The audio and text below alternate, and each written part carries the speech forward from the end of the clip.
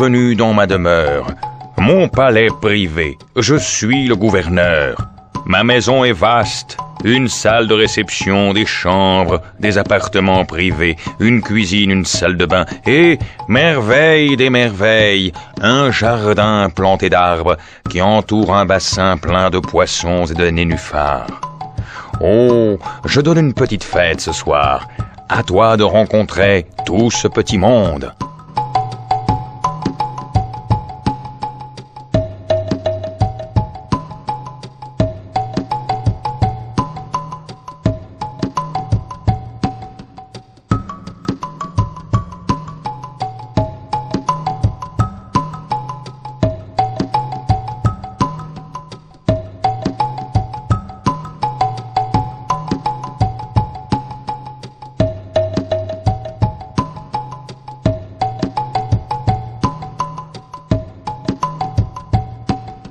Bonjour, je m'appelle Bach, je suis médecin.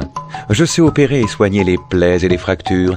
Je connais les secrets des plantes qui guérissent les maux d'estomac, les caries ou les tumeurs. Et je sais aussi que le cœur contrôle tout. Certains osent dire que nos pratiques sont un peu douteuses, comme avaler une souris pour soigner la toux par exemple. Mais ils sont fous, c'est très très efficace.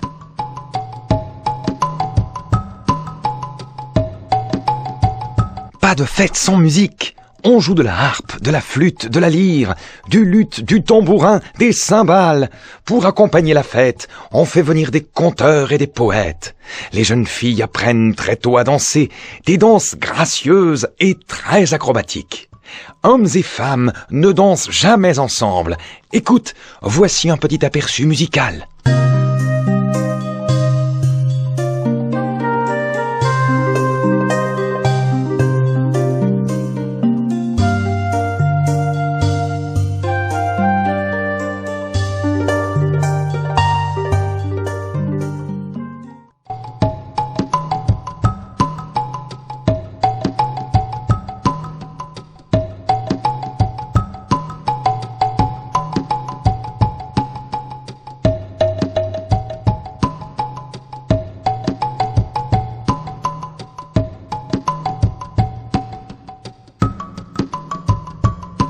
Si nos traitements n'agissent pas, nous faisons appel à la magie.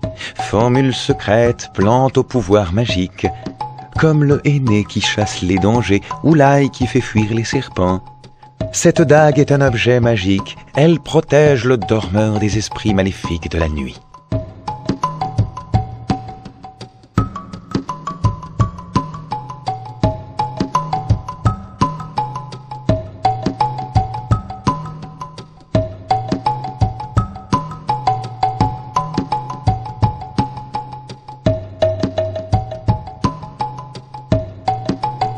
Les femmes riches ont un devoir essentiel, être belles. Maquillage, parfum, huiles et crèmes pour le corps, les produits de beauté sont nombreux ainsi que les bijoux. On prend grand soin de son corps que l'on rase entièrement, même le crâne parfois, que l'on couvre alors d'une perruque. Ce cône de graisse parfumée sur la tête dégage un délicieux parfum en fondant.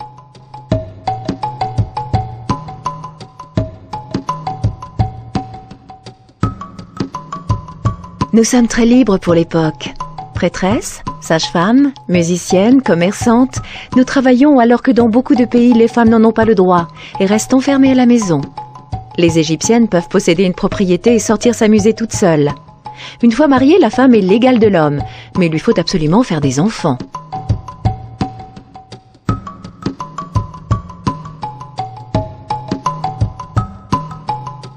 Ces amulettes sont très précieuses. Elles sont supposées protéger l'enfant contre le mal. On aime et on protège beaucoup les enfants. Et il faut dire qu'ils sont nombreux à mourir très jeunes à cause des maladies ou des accidents.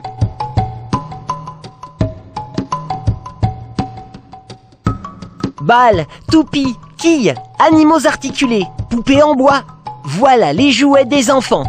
On s'amuse aussi au chevreau, une sorte de saute-mouton, ou bien envoyer un rectangle de bois à travers un anneau par terre.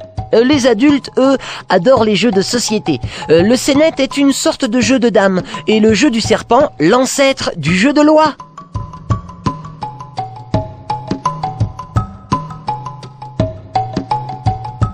Pour mesurer le temps, les Égyptiens ont inventé une drôle d'horloge, la clepsydre. Elle fonctionne avec de l'eau. Ce vase rempli d'eau vide se vide peu à peu par un trou percé au fond. À l'intérieur, ces cercles gravés sont des graduations. Elles servent de repère pour lire le temps qui s'est écoulé. Ingénieux, non ?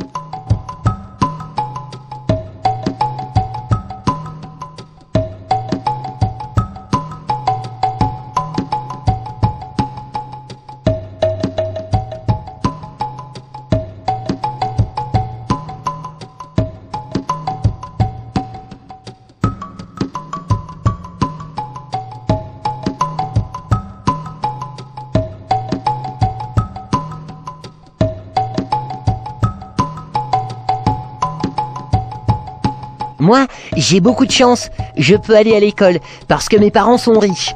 Au programme, écriture, sciences, histoire et sport. Les filles restent à la maison, où certaines apprennent à lire et à écrire, mais surtout à tisser, à danser, à jouer de la musique et à accomplir les tâches ménagères. À 12 ans, elles sont en âge de se marier. En étudiant les mouvements des astres dans le ciel, les Égyptiens ont établi des calendriers. Comme le nôtre, il comporte 365 jours. Il est divisé en 3 saisons de 4 mois. Science et magie se rejoignent.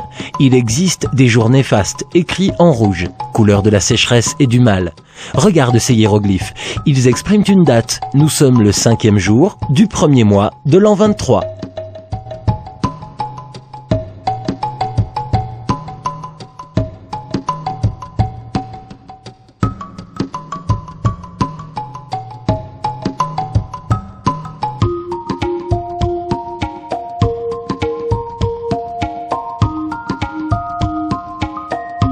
Colossales les pyramides, hein? Mes ancêtres ont déployé toute leur énergie et tout leur art pour construire ces tombeaux géants et pour qu'ils résistent au temps. À propos, je te présente Imhotep, grand architecte royal. Interroge-le et visite les pyramides.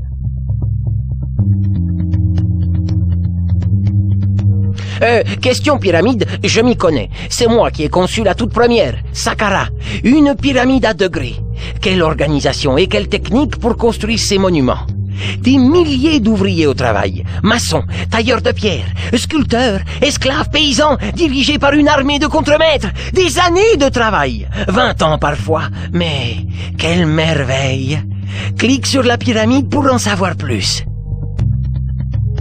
Première étape, le site. Choisi par les astronomes, il doit se situer sur la rive ouest du Nil, du côté du pays des morts.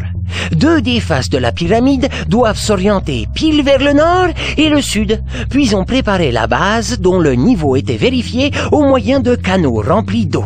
Comme les grues n'existent pas, il faut installer une rampe gigantesque pour pouvoir tirer les blocs de pierre acheminés sur le Nil par bateau, depuis les carrières. Des millions de tonnes de pierre. Étage par étage, on construit les côtés en démolissant la rampe au fur et à mesure pour monter plus haut. Au sommet, on place le pyramidion, en forme de petite pyramide. L'ensemble est couvert d'un revêtement de pierre polie parfaitement assemblé. Impossible de glisser une simple lame de couteau entre 2 pierres. Puis vient une couche très lisse faite de calcaire blanc ou parfois d'or. Stable et solide, la pyramide pouvait résister au temps. On pense que sa forme symbolisait les rayons de Ré, le dieu soleil. Peut-être représentait-elle aussi la première terre jaillie des eaux au commencement du monde, à moins que la pyramide ne soit une rampe pour s'élever vers le ciel. Celle-ci est une pyramide à degrés, comme Saqqara. Clique sur elle pour découvrir ses sœurs. La plus rare, l'unique, la pyramide rhomboïdale. Il n'en existe qu'un seul modèle sur le site de Dachour, construit pour le roi Snéfrou. Classique, c'est la pyramide la plus commune, dite à face lisse. C'est Mykérinos, Képhrène ou Khéops.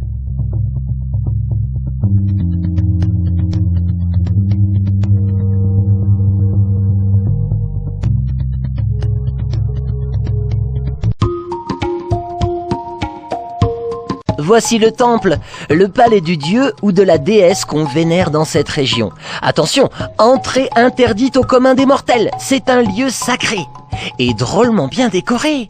Quels artistes, mes aïeux, à toi de le découvrir.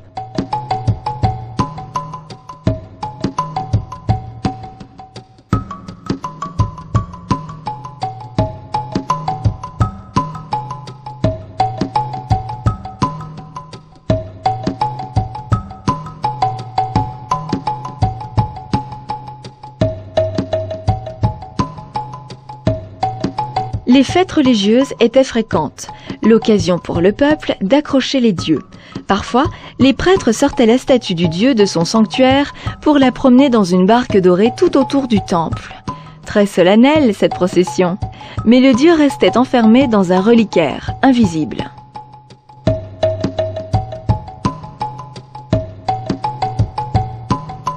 Les fêtes religieuses étaient fréquentes, l'occasion pour le peuple d'accrocher les dieux. Parfois, les prêtres sortaient la statue du dieu de son sanctuaire pour la promener dans une barque dorée tout autour du temple. Très solennelle cette procession, mais le dieu restait enfermé dans un reliquaire invisible. Les Égyptiens aimaient ce qui est beau. Créer une statue, un monument ou une fresque était un travail d'équipe et de précision. Les règles artistiques étaient bien établies. Les gens importants devaient être représentés plus grands que les autres. Un personnage était toujours dessiné avec la tête et les jambes de profil, tandis que l'œil et les épaules étaient de face.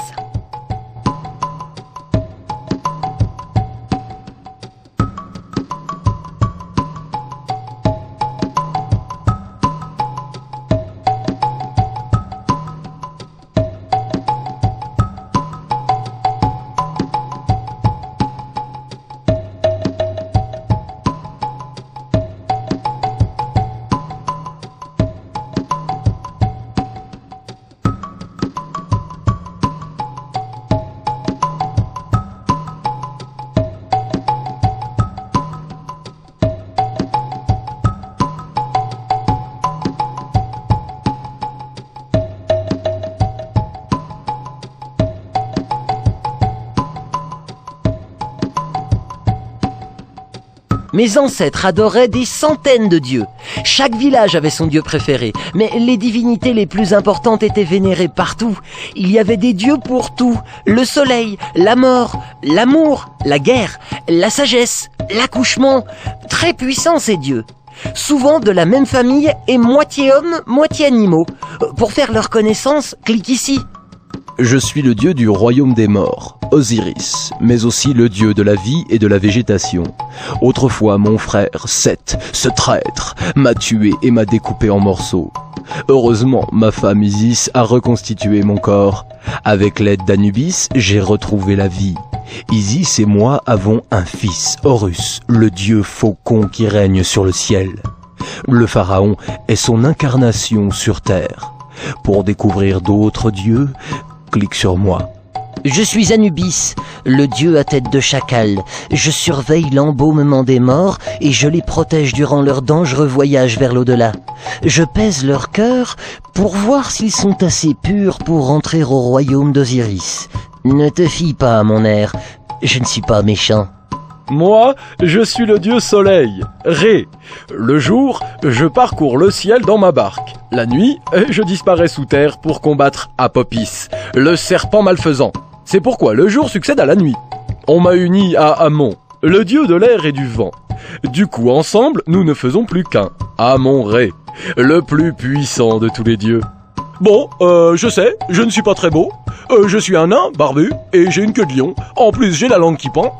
N'empêche, tout le monde m'adore. Avec moi, il y a de la joie dans la maison. Je porte chance, et je protège toute la famille contre les démons. Surtout les bébés. En fait, je m'appelle Bess. Attention, j'ai un sale caractère. Je suis violente, et j'envoie des épidémies massacrer les hommes s'ils se révoltent contre Ré. Une vraie lionne. Mais je sais aussi me montrer gentille. Si l'on me fait de belles offrandes, je me calme et j'offre des remèdes aux hommes. Mes prêtres, d'ailleurs, sont des médecins. Moi, je suis un sage. Un savant. Un magicien. Mon nom est Thoth. J'ai inventé les hiéroglyphes. Je suis donc le dieu des scribes. Ce n'est pas tout. J'ai offert aussi les mathématiques et la médecine aux hommes. Tu as remarqué? J'ai une tête d'ibis et parfois de babouin.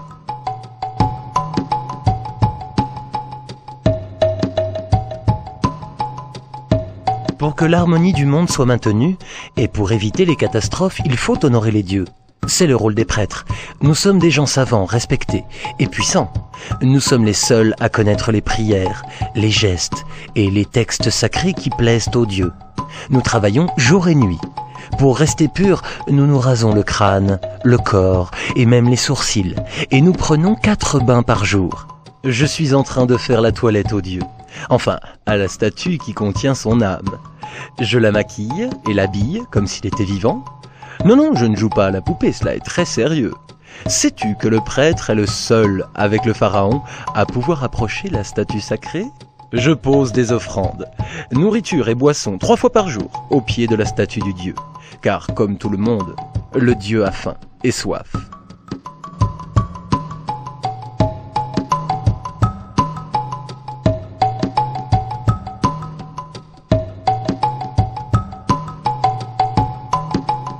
Réaliser une fresque était un travail long et minutieux. Les artistes commençaient par dessiner une esquisse, sur une planche ou sur une pierre quadrillée.